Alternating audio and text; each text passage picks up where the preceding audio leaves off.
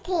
चिड़िया और कबूतर एक पेड़ पर बैठे हुए थे कि चिड़िया कबूतर से कहती है, कबूतर भैया, इस दफा हम अपने अपने घरों को अच्छे से सजाएंगे और सब मिलकर होली पर खूब हल्ला गुल्ला करेंगे।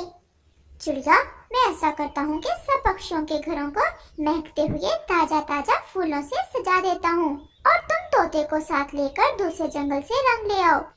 मैं ऐसा ही करती हूँ, लेकिन तुम घर अच्छे से सजा लेना।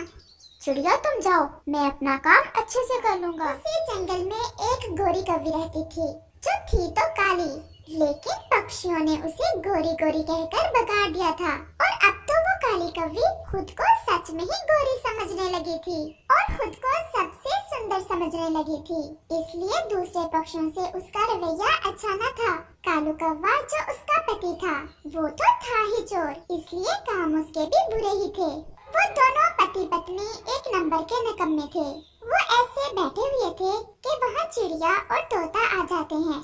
गोरी, तुम्हें नहीं पता कि कल होली है और सब पक्षी होली खेलने की तैयारी कर रहे हैं। चलो हम रंग लेने जा रहे हैं, तुम नहीं जाओगी हमारे साथ? तोते, तुम्हें अच्छे से पता है, मैं इस जंगल में सबसे सुंदर कवि हूँ। कोई पक्षी मेरे जैसा सुंदर नहीं। जाओ, तुम ही खेलो होली जाकर, मुझे नहीं खेलना तुमसे होली। गोरी, होली साल में एक दफा तो आती है, सब मिलकर गुलाल उड़ाएंगे, मिठाइयाँ खाएंगे और मजे करेंगे। चिड़िया और तोते, तुम जाओ और करो जो करना है, हमें तंग ना करो, हम नहीं खेलेंगे होली तुम्हारे साथ। चिड़िया और तोता वहाँ से चले जाते हैं। बड़े रंगों से खेलने वाले, मैं तो कल पहाड़ों पर जाकर छुप जाऊंगी। ऐसा न हो कि कोई पक्षी मुझ पर रंग गिरा दे और मेरे सारे पंख ही रंग दे। तोता और चिड़िया तो बहुत तेज उड़ रहे थे। वो नदी के ऊपर से गुजर रहे थे। जंगल सजा हुआ था, हर तरफ होली की तैयारियां थी। तोता और चिड़िया दूसरे जंगल पहुंच जाते हैं। वो सीधे होली के सामान वाली दुकान पर जाते हैं। पक्षी जी, हम पहाड़ों वाले जंगल से आए हैं, हमें कुछ गुलाल, रंग, अबीर और पिचकारियां लेनी है। क्यों नहीं, तुम ले सकते हो, और आज मैंने भी होली की खुशी में सब दाम कम कर दिए हैं। वो दोनों वहाँ से होली खेलने की सब चीजें लेते हैं और वापस अपने जंगल चल देते हैं। अरे वाह कबूतर, तुमने तो हमारे घरों को अच्छे से सजा दिया है। कबूतर, हम भी पक्के रंग लेकर आए हैं, कल बहुत मजा आने वाला है। चिड़िया, क्या गोरी और कौवा नहीं गए थे तुम्हारे साथ? हम गए थे उनकी तरफ, लेकिन वो तो हर समय खुद को सुंदर सुंदर ही कहती रहती है। वो कह रही थी कि वो नहीं खेलेगी होली क्योंकि उसकी सुंदरता खराब हो जाएगी रंगों से। इस बार तो मैं गोरी को जरूर रंगों से रंगूंगा। काली काली गोरी पर लाल लाल रंग, बहुत मजा आने वाला है। लेकिन ध्यान से, कहीं गले ही ना पड़ जाए गोरी तुम्हारी। शाम हो जाती है और वो सब अपने अपने घरों को लौट जाते हैं। मम्मा, मम्मा, क्या रंग ले आए हैं आप? सब ले आए हैं, रंग, अबीर, गुलाल और पिचकारियां भी। अब तुम जल्दी से सो जाओ और फिर सुबह मुंह अंधेरे ही उठ जाएंगे। रात हो जाती है और वो माँ बेटा सो जाते हैं। कबूतर, जल्दी उठो, जल्दी उठो, चलो राना चिड़िया की तरफ जाते हैं और अपने अपने रंग लेकर नदी पर जाते हैं। तोते यार, सच पूछो तो मुझे तो आज रात नींद ही नहीं आई। मैं तो होली की खुशी में सारी रात ही जागता रहा हूँ। फिर वो दोनों चिड़िया की तरफ चले जाते हैं। वो माँ बेटा तो घर के बाहर ही बैठे उनका इंतजार कर रहे थे। मैं तो सुबह से ही यहाँ बैठी हुई हूँ। कुकू तो सारी रात सो नहीं पाया, इतना खुश था कि बार बार उठकर चांद की तरफ देखे जा रहा था कि कब सुबह हो और कब हम मनाएं होली। और फिर वो सब वहाँ से मैदान की तरफ चले जाते हैं। वहाँ तो एक बड़ा सा झूला भी था। सब पक्षी एक दूसरे पर रंग फेंकते हैं, कोई पिचकारी से और कोई सूखे रंग ही फेंक रहा था। सब बहुत खुश थे। कुकू, कुकू, भाग कर आओ, देखो मैंने कबूतर को पकड़ लिया, लाओ जरा लाल रंग। और फिर वो सब मिलकर कबूतर को तो ऐसे रंग देते हैं जैसे कबूतर हो ही लाल रंग का। दूसरी तरफ गोरी पक्षियों से बचने के लिए पहाड़ों पर चली जाती है।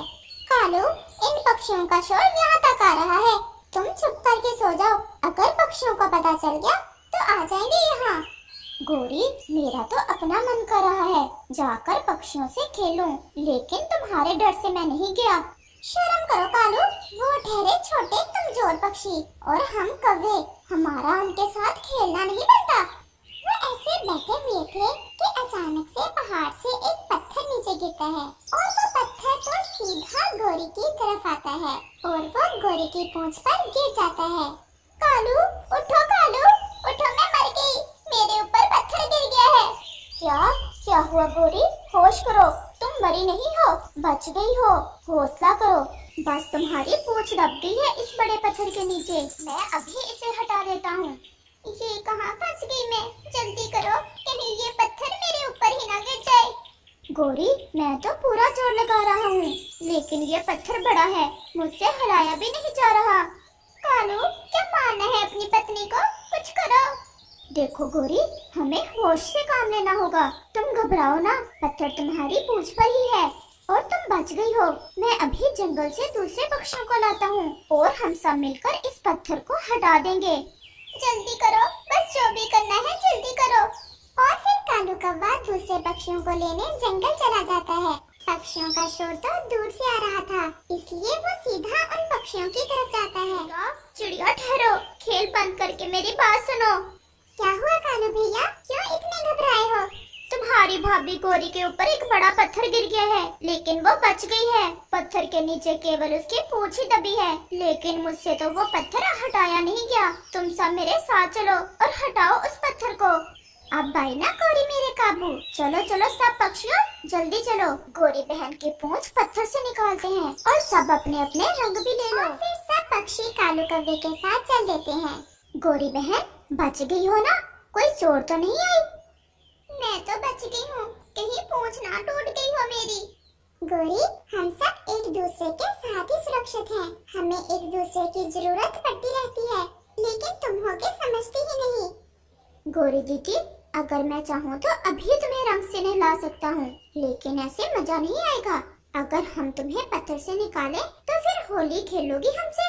मैं खेलूंगी, जरूर खेलूंगी। और फिर वो सब मिलकर पूरा जोर लगाते हैं और पत्थर हटाकर गोरी की पूंछ निकालते हैं।